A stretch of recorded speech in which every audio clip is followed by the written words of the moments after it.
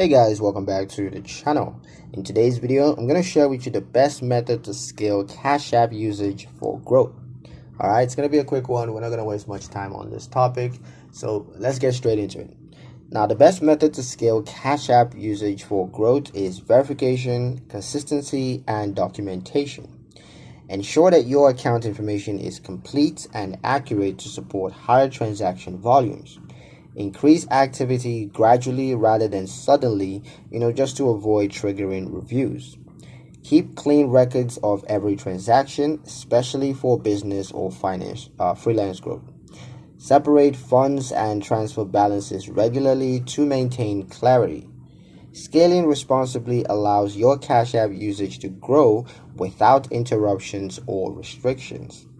That's pretty much it for the video, guys. Hope you liked it. Hope you found the information here useful enough. If you did, like, comment, share, and subscribe for more helpful financial insights.